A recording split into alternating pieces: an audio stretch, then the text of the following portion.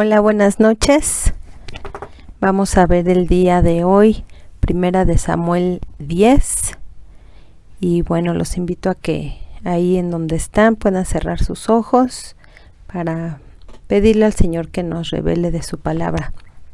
Dios, te agradezco en esta noche la bendición, Señor, y la oportunidad de poder escudriñar tu palabra. Muchas gracias, Dios, porque a cada momento tú nos enseñas, tú nos guías, y te pido en el nombre de Jesús que seas tú hoy el que hable a través de mí, Señor, para poder aprender lo que tú nos quieres enseñar el día de hoy a través de Primera de Samuel 10. Gracias, Dios, en el nombre de Jesús. Amén. Bueno, pues como vimos hace 8 días en el capítulo 9, el profeta Samuel va a ungir a Saúl como el siguiente rey para el pueblo de Dios. Saúl parece que comienza muy bien, pero terminó sin someterse a Dios. Terminó por ser guiado por sus emociones y por sus sentimientos. Es algo que vamos a empezar a ver desde aquí, desde el capítulo 10, que vamos a ver cuando Samuel se topa por primera vez con Saúl, y vamos a seguir viendo cómo Saúl pues era un personaje que se dejó guiar por estas emociones, por ser visceral, y bueno, vamos a ir aprendiendo de esto. Su papá vimos en el capítulo 9 que se llamaba Cis. Cis significa reverencia y poder. El mismo nombre de este señor era reverencia y poder, es decir que venía ya de un linaje muy especial. Era un hombre valeroso y rico, porque bueno, aquí en la historia vemos cómo tenía sirvientes y tenía posesiones. Pertenecía a la tribu de Benjamín, entonces podemos imaginar que era una persona importante y que era una familia muy conocida. Saúl pues es hijo de Cis, y este hijo Saúl en este momento vemos que es un chico que es muy joven, y resulta ser que es el más hermoso, no tan solo de su familia, no tan solo de su tribu, sino que en todos los alrededores, dentro del pueblo de Israel, era el más hermoso. Así lo describe la Biblia, como que era muy diferente. Era muy alto porque sobresalía de todo el pueblo de sus hombros hacia arriba. Entonces Saúl provenía de esta buena familia, y Dios dice que escuchó el clamor de su pueblo. Entonces escoge a Saúl para librarlos de los filisteos. Cuando Dios le dice a Samuel que va a ungir a Saúl, menciona la palabra príncipe o líder. Esto lo vimos en el capítulo 9. No dice rey, dice príncipe, porque queda claro que el rey siempre va a ser Dios, y el que va a estar a la cabeza del pueblo y de nosotros es Dios. Nadie puede ejercer autoridad si no está bajo autoridad. Entonces Saúl así lo tiene que entender, y en este momento Saúl no se daba cuenta de quién era en realidad, que él era especial, que era diferente y que destacaba entre los demás. Todavía no se daba cuenta. Pero vamos a leer el versículo 1 y 2 del 10. Dice: tomando entonces Samuel una redoma de aceite, la derramó sobre su cabeza y lo besó. Y le dijo: ¿no te ha ungido el Señor por príncipe sobre su pueblo Israel? Hoy, después de que te hayas apartado de mí, hallarás 2 hombres junto al sepulcro de Raquel en el territorio de Benjamín, en Selsa, los cuales te dirán: las asnas que habías ido a buscar se han hallado. Tu padre ha dejado ya de inquietarse por las asnas y está afligido por ustedes, diciendo: ¿qué haré acerca de mi hijo? Entonces Samuel unge a Saúl tal como Dios le había indicado. Saúl había escuchado de su criado lo que decía de Samuel, lo que se decía de Samuel, que era un profeta muy reconocido. Así que empieza a darle detalles a Saúl de quién era Samuel. Eso también lo vimos en el 9, porque vemos, ¿no?, que este siervo conocía más a Samuel que lo que Saúl lo podía haber conocido. Entonces lo unge y le está profetizando con mucho detalle qué es lo que va a suceder. En este momento que lo está ungiendo, lo empieza a profetizar y con lujo de detalle le dice qué es lo que va a ver en los siguientes momentos. Voy a leer de nuevo el 2 hasta el 6. Hoy, después de que te hayas apartado de mí, hallarás 2 hombres junto al sepulcro de Raquel en el territorio de Benjamín en Selsa, los cuales te dirán: las asnas que habías ido a buscar se han hallado. Tu padre ha dejado ya de inquietarse por las asnas y está afligido por ustedes, diciendo: ¿qué haré acerca de mi hijo? Y luego que de ahí sigas más adelante y llegues a la encina de Tabor, te saldrán al encuentro 3 hombres que suben a Dios de Betel, llevando uno 3 cabritos, otro 3 tortas de pan y el tercero una vasija de vino, los cuales, luego que te hayan saludado, te darán 2 panes, los que tomarás de mano de ellos. Después de esto, llegarás al collado de Dios, donde está la guarnición de los filisteos, y cuando entres allá en la ciudad, encontrarás una compañía de profetas que descienden del lugar alto, y delante de ellos salterio, pandero, flauta y arpa, y ellos profetizando. Entonces el Espíritu del Señor vendrá sobre ti con poder, y profetizarás con ellos, y serás mudado en otro hombre. ¿Sí? Le describe toda la escena, paso por paso, cómo va a ir viendo. Vas a encontrarte unas personas, luego va a suceder esto, solamente te van a dar 2 panes, aunque ellos traían 3. Luego vas a llegar y vas a ver a los profetas. Son muchos detalles. ¿Por qué? Porque a Samuel le interesa que Saúl sepa que Dios está detrás de todo esto, que todo esto es real. Y estudiosos sugieren que hay un significado en cada señal, ¿sí? Porque son tres pequeñas escenas que va a haber. Primero, Dios resuelve sus problemas. ¿Cuál fue el primer problema de Saúl? ¿A qué se salió de su casa? Pues a encontrar las asnas de su padre. Entonces, ¿qué le van a decir a estas personas que están en el camino? No te preocupes, ya las asnas de tu padre ya se encontraron. Ya no está afligido por eso, ahora pues ¿qué quiere saber de ti, verdad? Entonces, número 1, Dios resuelve sus problemas. Este primer problema ya está resuelto. Número 2, Dios te va a suplir. De aquí en adelante Dios va a suplir a Saúl. Y en este primer momento, pues obviamente ya 3 días después de haber salido de su casa, pues ya en su alforja ya no traía comida, ya no traía nada para sustentarse, y le manda unas personas que traerán 2 panes, que dice aquí, uno va a traer 3 tortas de pan, sí, pero exactamente le va a dar 2 porque es él y su criado. Entonces está Dios supliendo para Saúl. Y número 3, Dios te va a capacitar, ¿sí? Porque ahí mismo dice que va a venir el Espíritu Santo sobre Saúl, y dice más adelante, y te va a mudar en otro hombre. Entonces son 3 cosas que vemos que son muy especiales, que en esta escena que le está diciendo Samuel, fíjate todo lo que va a pasar, y todo pasa tal cual.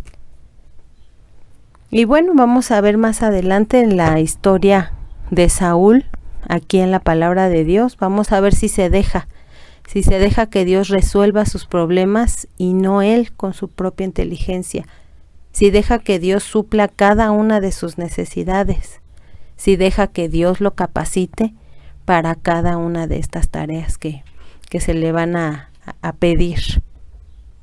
Pero bueno, te hago un spoiler, Saúl se va a meter en problemas y va a intentar resolver estos problemas por él mismo.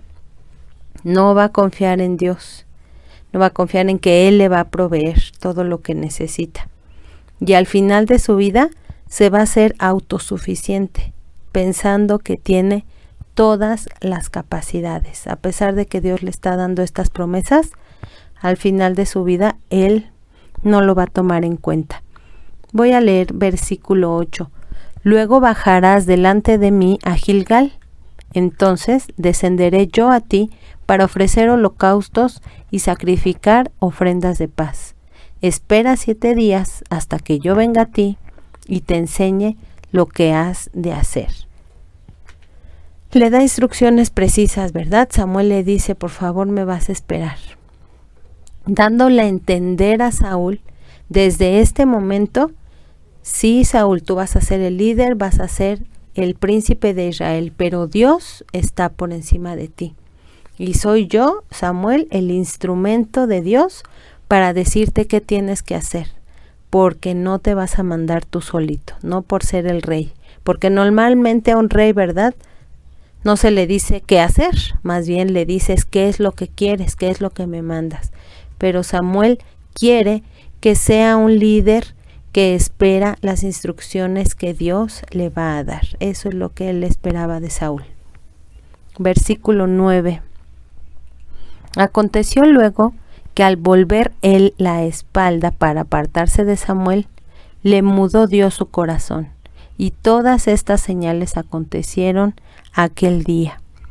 Y cuando llegaron allá al collado, he aquí la compañía de los profetas que venían a encontrarse con él.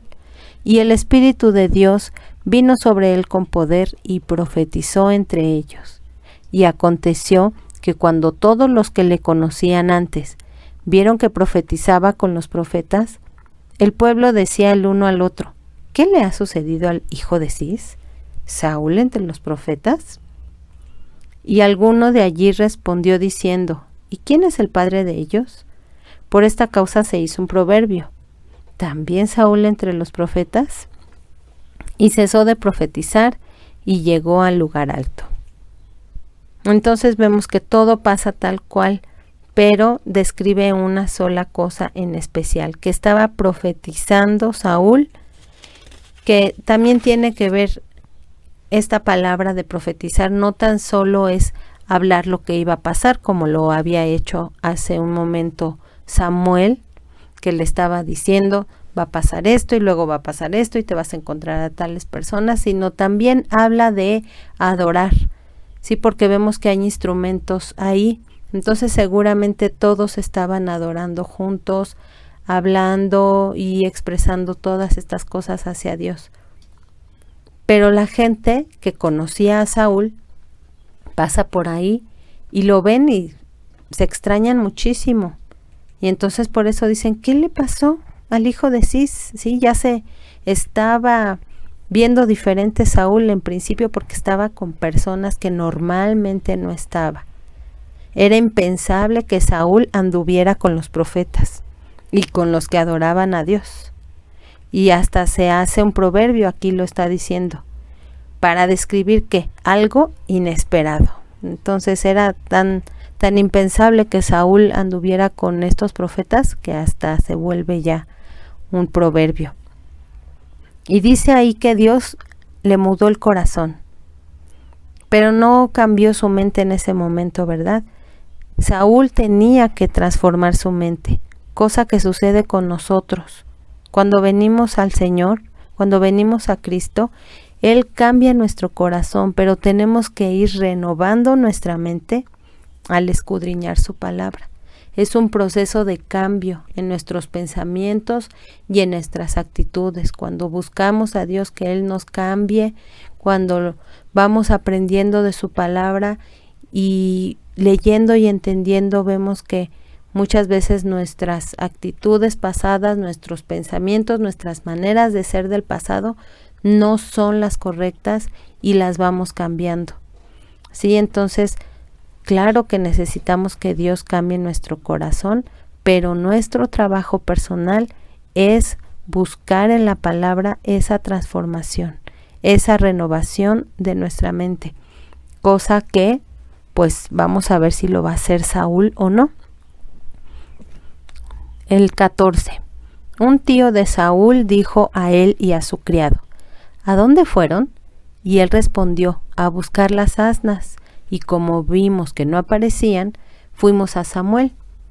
Dijo el tío de Saúl: yo te ruego me declares qué les dijo Samuel. Y Saúl le respondió a su tío: nos declaró expresamente que las asnas habían sido halladas, mas del asunto del reino de que Samuel le había hablado, no le descubrió nada. Vemos entonces que Saúl no le dice nada a su tío y se queda callado de la noticia que viene. Él sabe que ya fue ungido y ¿qué va a pasar? Pues que en algún momento va a venir Samuel, les va a dar el encuentro y toda la gente se va a enterar y va a haber una ceremonia, pero Saúl todavía no sabe si decirlo o no decirlo. Se lo guarda. Versículo 17. Después Samuel convocó al pueblo delante de Dios en Mizpa. ¿Sí? Ya va a llegar la hora en que se va a dar a conocer que Saúl es el nuevo líder del pueblo. Samuel, bueno, pues está aquí convocando al pueblo de Dios, que previamente pues había rechazado a Dios, ¿verdad? Vemos en el 19 que Dios los había salvado, los había cuidado y que Dios los quería guiar directamente. Pero en vez de eso, ruegan y ruegan por un rey. Y entonces Dios decide poner a Saúl. Dice el 19, pero ustedes han desechado hoy a su Dios, el que les guarda de todas las aflicciones y angustias, y han dicho: no, pon rey sobre nosotros. Entonces ahora pues presentaos delante de Dios por nuestras tribus y por vuestros millares. Versículo 20 al 22. Y haciendo Samuel que se acercasen todas las tribus de Israel, fue tomada la tribu de Benjamín, e hizo llegar la tribu de Benjamín por sus familias, y fue tomada la familia de Matri, y de ella fue tomado Saúl, hijo de Cis, y le buscaron, pero no fue hallado. Preguntaron pues otra vez a Dios si aún no había venido allí aquel varón. Y respondió Dios: he aquí que él está escondido entre el bagaje. Sí, ya lo empiezan a buscar y buscar y buscar. Tanto es que no lo encuentran que de plano se tienen que poner a orar para que Dios les diga en dónde está Saúl, y resulta ser que está escondido. Él ya sabía que lo habían ungido como príncipe y que este día era la coronación, pero no está. Va y se esconde. Entonces está ahí entre las maletas, entre el equipaje de toda la gente que había llegado. Ahí él estaba escondido. Samuel recitó luego al pueblo las leyes del reino, las escribió en un libro, el cual guardó delante de Dios, dice el versículo 25. ¿Y por qué está escondido Saúl? ¿Es por humildad? ¿Es por miedo? Él vio que todo se había ido cumpliendo, que tal cual como Samuel había dicho que se iban a hacer las cosas, así se hicieron, tal como su criado le había platicado: vamos con el profeta porque todo lo que él dice, todo eso es cierto, todo se cumple. Pero vemos que Saúl está lleno de miedo, porque en realidad no conoce a Dios. Puedo ver yo la comparación, ¿verdad?, entre el siervo y Saúl. El siervo sabía dónde estaba Samuel, en dónde vivía, en dónde lo podían encontrar, su fama, a qué se dedicaba, qué tan importante era este profeta, que Samuel, qué tipo de persona era. Pero Saúl no tenía idea, no lo conocía, no sabía qué hacía, entonces obviamente tampoco conocía a Dios. Pero bueno, finalmente llega ahí a la escena y llega entre todo el pueblo y obviamente sobresale, ¿verdad? Es muy hermoso y muy alto y sobresale entre todo el pueblo. Dice el 26, y envió Samuel a todo el pueblo, cada uno a su casa. Saúl también se fue a su casa en Gabá, y fueron con él los hombres de guerra cuyos corazones Dios había tocado. Aquí menciona dónde vivía Saúl. Saúl vivía en Gabá, que queda a unos 10 kilómetros, un poco menos, de Rama, donde vivía Samuel.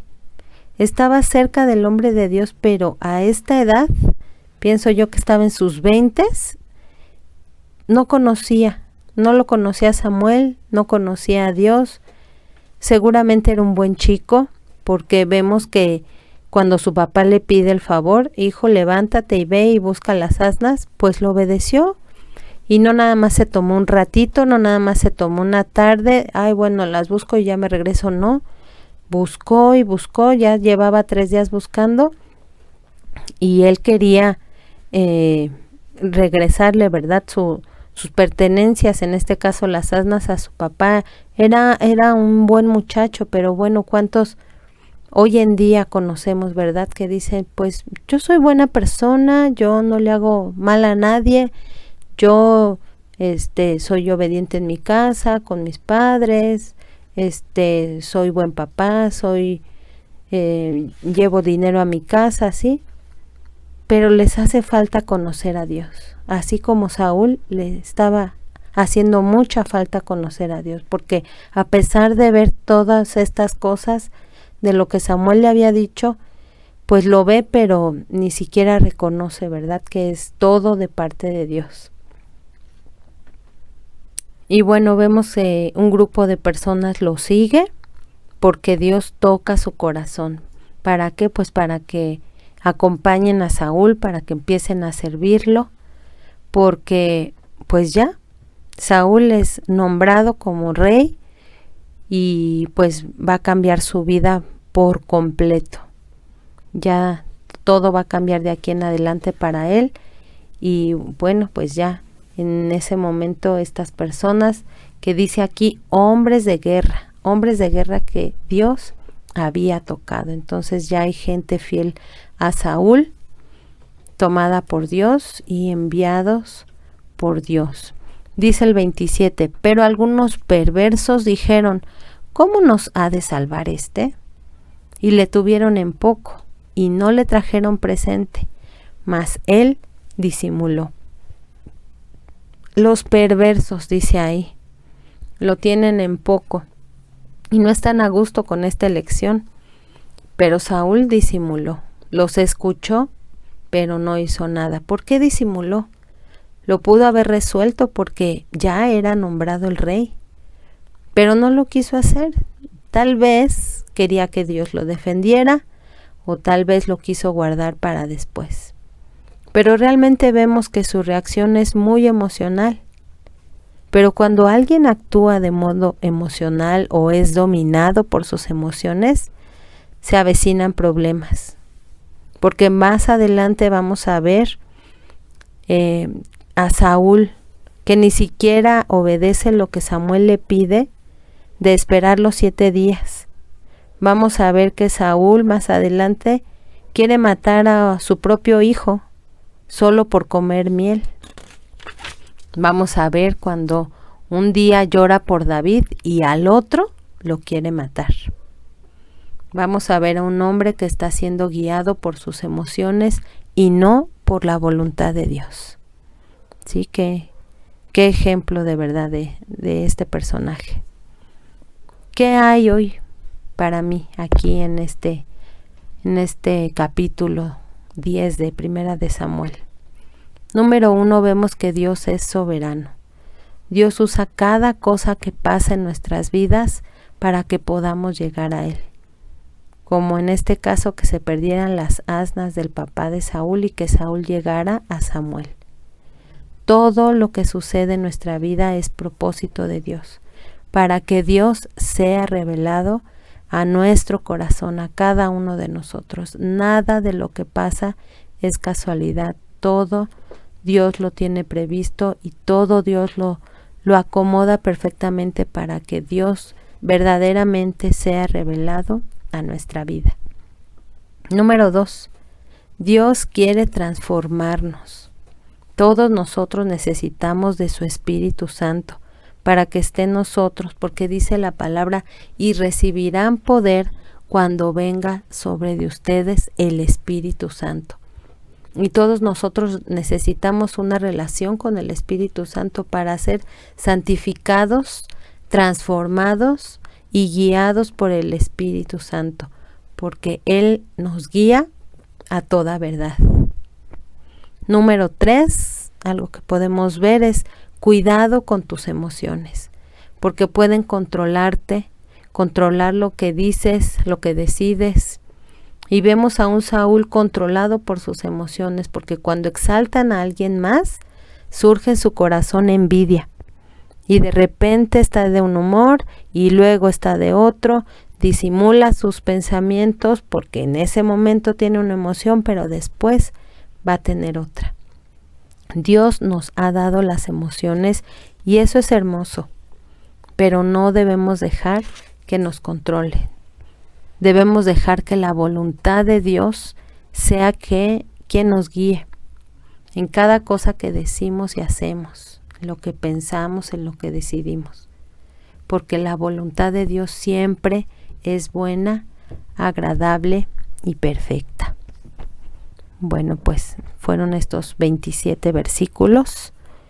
Creo que es bastante la enseñanza que nos llevamos el día de hoy, que Dios nos quiere guiar, que Dios nos quiere suplir, que Dios nos quiere capacitar. Y bueno, dejemos que Dios siga actuando en nuestros corazones, nos siga renovando y nos siga transformando. Vamos a orar. Dios, te doy muchas gracias porque tú nos enseñas, porque tú nos das el alimento especial para cada día y queremos, Dios, seguir masticando esta palabra, seguirla entendiendo, Señor, y para poderla poner por obra, Dios. Queremos que tu palabra se haga carne en nuestro corazón cada día, Señor, porque queremos que tú estés contento con nosotros, Señor, que tú puedas ver que la intención de nuestro corazón todos los días es conocerte y estar apegados contigo, Dios. Muchas gracias te doy en el nombre de Jesús. Amén.